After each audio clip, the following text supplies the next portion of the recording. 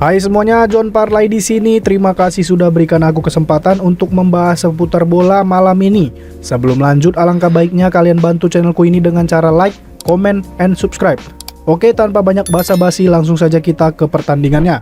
Oke John, sebelum kita lanjut ke pembahasan pertandingannya di sini, aku mau nge-review build dikit ya kan. Kita ngobrol-ngobrol santuy seputar grupku, seputar buildku ya kan. Di sini bisa kita lihat ada build after, dimana di sini aku ada single bet semalam 3 tim. Nah di sini bisa kalian lihat untuk before-nya di jam 10 kurang aku nge-share-nya ya. Biar ada bukti, biar nggak dibilang ngomong-ngomong aja. Di sini bisa kalian lihat. Nah untuk before-nya. Di sini juga aku nge-share ada parlay-nya juga ya kan. Tapi sayang sekali untuk parlay aku semalam dari anturannya aku nahan di Amerika, jadi aku ngepur karena perubahan odds-nya sangat signifikan. Nah ini juga informasi buat kalian John. Keuntungan kalian masuk ke grupku itu karena kalau misalnya odds-nya itu berubah atau odds-nya berubah lah pokoknya. Kan biasanya tuh sebelum match-nya itu mulai pasti odds-nya bakal berubah.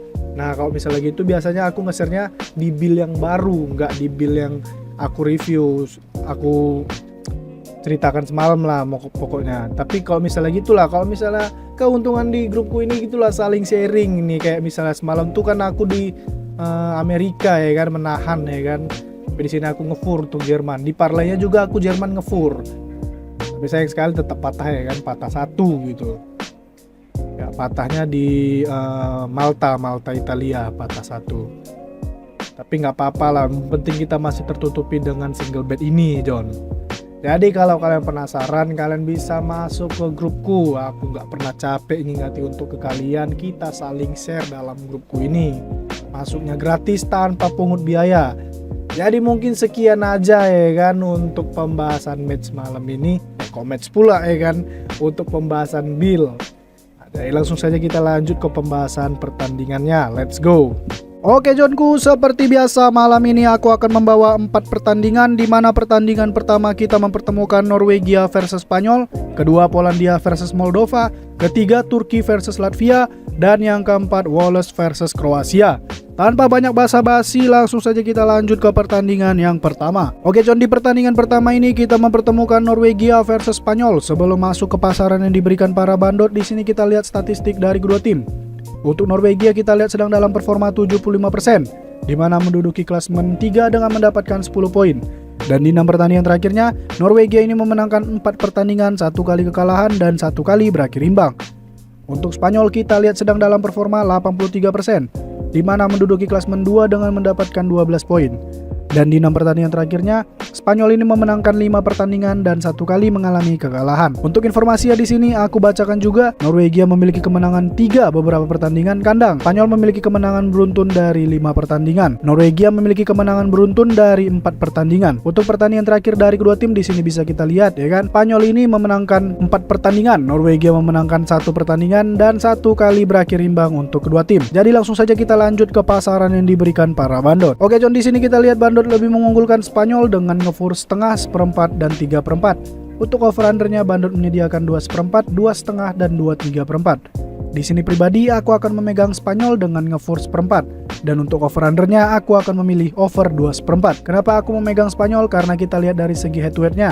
Di sini Spanyol ini terlihat lebih mendominasi dari segi kemenangannya, klasemennya, dan dari segi performanya. Dan di sini pun kita lihat di 2 pertandingan terakhirnya Spanyol ini lebih mendominasi ya kan, ya walaupun di kandang Norwegia ini imbang. Nah jadi di sini aku pede, aku akan memegang Spanyol. Kalau kalian mau menahan di Norway juga tidak dipermasalahkan gitu ya. Kalau misalnya mau gas-gas saja, tidak ada paksaan sama sekali. Tapi di sini aku merekomenkan Spanyol dengan prediksi skorku 1-2 dimenangkan oleh Spanyol.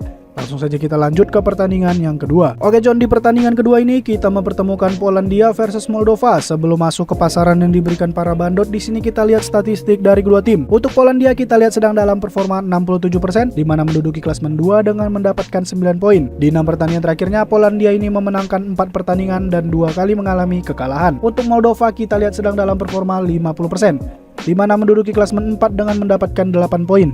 Dan di 6 pertandingan terakhirnya Moldova ini memenangkan 2 pertandingan, 2 kali kekalahan dan 2 kali berakhir imbang. Untuk informasinya di sini aku bacakan juga. Polandia memiliki kemenangan 4 beberapa pertandingan kandang. Untuk pertandingan terakhir dari kedua tim di sini bisa kita lihat ya kan. Polandia ini memenangkan 3 pertandingan, Moldova memenangkan 1 pertandingan dan 1 kali berakhir imbang untuk kedua tim. Jadi langsung saja kita lanjut ke pasaran yang diberikan para bandot. Oke John, di sini kita lihat bandot lebih mengunggulkan Polandia dengan nge-for 1/3/4, 2 dan 1,5. Untuk over-undernya bandot menyediakan 2/3/4, 2,5 dan 3. Di sini pribadi aku akan memegang Moldova dengan menahan 2. Dan untuk over-undernya di sini aku akan memilih over 2,5. Kenapa aku memegang Moldova? Karena kita lihat ya kan dari segi statistiknya bisa dibilang kedua tim ini tuh imbang. Ya walaupun dari segi klasemen itu beda ya kan. Tapi dari segi poinnya ini imbang lah bisa dibilang. Dan di pertandingan terakhirnya ini pun si Moldova ini memenangkan pertandingannya. Jadi di sini aku pede. Bukan hanya itu juga sih, karena kita lihat juga di pertandingan terakhirnya ini ya selisih golnya itu beberapa lah. Ini 2012 udah terlalu lama ya kan. Jadi di sini aku pede, aku akan memegang Moldova.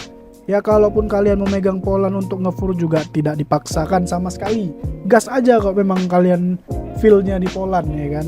Tapi di sini aku merekomendkan menahan. Dengan prediksi skorku 2-1 dimenangkan oleh Polandia, tapi kita menang secara handicap John. Oke, langsung saja kita lanjut ke pertandingan yang ketiga. Oke John, di pertandingan ketiga ini kita mempertemukan Turki versus Latvia. Sebelum masuk ke pasaran yang diberikan para bandot, di sini kita lihat statistik dari kedua tim. Untuk Turki kita lihat sedang dalam performa 58%, di mana menduduki klasemen 1 dengan mendapatkan 13 poin. Dan di 6 pertandingan terakhirnya Turki ini memenangkan 3 pertandingan, 2 kali kekalahan dan 1 kali berakhir imbang. Untuk Latvia kita lihat sedang dalam performa 17%, di mana menduduki klasemen 5 dengan mendapatkan 3 poin. Di 6 pertandingan terakhirnya Latvia ini memenangkan 1 pertandingan dan 5 kali mengalami kekalahan. Untuk informasi dari kedua tim di sini aku bacakan juga. Ketika bermain di kandang, Turki tidak pernah kalah dari Latvia di 3 pertemuan terakhir. Via rekor tandang musim ini 0-0-3. Merih Demiral memiliki paling banyak kartu kuning dibandingkan pemain lain Turki. Krister Tobers dengan koleksi 3 untuk Latvia. Untuk pertandingan terakhir dari kedua tim di sini bisa kita lihat. Di sini Turki ini memenangkan 2 pertandingan, Latvia belum memenangkan pertandingan dan 4 kali berakhir imbang untuk kedua tim. Jadi langsung saja kita lanjut ke pasaran yang diberikan para bandot. Oke, di sini kita lihat bandot lebih mengunggulkan Turki dengan nge-for 2/4, 2,5 dan 2. Untuk over-undernya bandot menyediakan 3, 3/4 dan 3,5. Di sini pribadi aku akan memegang Latvia dengan menahan 2,5 John. Dan untuk over-undernya di sini aku akan memilih over 3. Kenapa aku memegang Latvia? Karena kita lihat dari segi head-to-headnya. Di sini di 6 pertandingan terakhirnya ini si Turki ini menangnya cuma tipis-tipis John, ya kan? Kayak ini 2-3, 1-2. Tapi pun kalau bisa dilihat di tahun ini aja kita fokusnya ya kan. Di sini tuh 2-3, selisih golnya itu cuma 1. Apalagi di sini si Turki lagi klasemen 1, jadi mainnya mungkin lebih aman lah, mungkin lebih tenang lah, lebih banyak defense-nya gitu. Sementara si Latvia ini pasti akan lebih menyerang karena dia di klasemen bawah dan pasti akan ngejar poin gitu. Ya, jadi di sini aku pede, aku akan menahan aja. Tidak dipermasalahkan kalau kalian memegang Turki untuk nge-for juga dipersilahkan, tidak ada paksaan sama sekali John. Tapi di sini aku merekomendkan Latvia menahan. Dengan prediksi skorku 3-2 dimenangkan oleh Turki, tapi kita menang di bagian handicapnya. Oke, langsung saja kita lanjut ke pertandingan yang keempat. Oke John, di pertandingan terakhir ini kita mempertemukan Wales versus Kroasia. Sebelum masuk ke pasaran yang diberikan para bandot, di sini kita lihat dulu statistik dari dua tim. Untuk Wales kita lihat sedang dalam performa 58%, di mana menduduki klasemen 4 dengan mendapatkan 7 poin. Dan di 6 pertandingan terakhirnya, Wales ini memenangkan 3 pertandingan, 2 kali kekalahan dan 1 kali berakhir imbang. Untuk Kroasia kita lihat sedang dalam performa 67%, di mana menduduki klasemen 2 dengan mendapatkan 10 poin. Dan di 6 pertandingan terakhirnya, Kroasia ini memenangkan 4 pertandingan dan 2 kali mengalami kekalahan. Untuk informasinya di sini aku bacakan juga. Neco Williams memiliki paling banyak kartu kuning dibandingkan pemain lain Wales. Joško Gvardiol dengan koleksi 2 untuk Kroasia. Kroasia telah kalah di beberapa pertandingan terakhir, 11 dalam pertandingan tandang. Kroasia memiliki kemenangan beruntun dari 10 pertandingan kandang dan tandang. Untuk pertandingan terakhir dari kedua tim di sini bisa kita lihat. Kroasia ini memenangkan 4 pertandingan, Wales belum memenangkan pertandingan dan 2 kali berakhir imbang untuk kedua tim. Jadi langsung saja kita lanjut ke pasaran yang diberikan para bandot. Oke, di sini kita lihat bandot lebih mengunggulkan Kroasia dengan nge-for setengah, 1/4 dan 3/4. Untuk over-undernya bandot menyediakan 2/4, 2 dan 2,5. Di sini pribadi aku akan memegang Wales dengan menahan 3/4 dan untuk over-undernya di sini aku akan memilih over 2. Kenapa aku memegang Wallace? Karena kita lihat dari segi head to head-nya, di sini Wallace ini lagi klasemen bawah ya kan, sementara si Kroasia lagi klasemen zona amannya. Jadi di sini aku pede Wallace akan memenangkan pertandingan karena ngepres untuk ngejar poin, apalagi ini pun di kandang si Wallace John. Jadi di sini aku pede aku akan memegang Wallace. Ya kalau dipermasalahkan juga kalian megang Kroasia, ya nggak dipermasalahkan, gas-gas aja. Tapi di sini aku merekomenkan Wallace. Dengan prediksi skorku 2-1 dimenangkan oleh Wallace. Oke John, mungkin sekian aja lah ya kan pembahasan match untuk malam ini. Selalu kuingatkan sama kalian, tetap gunakan feeling kalian masing-masing.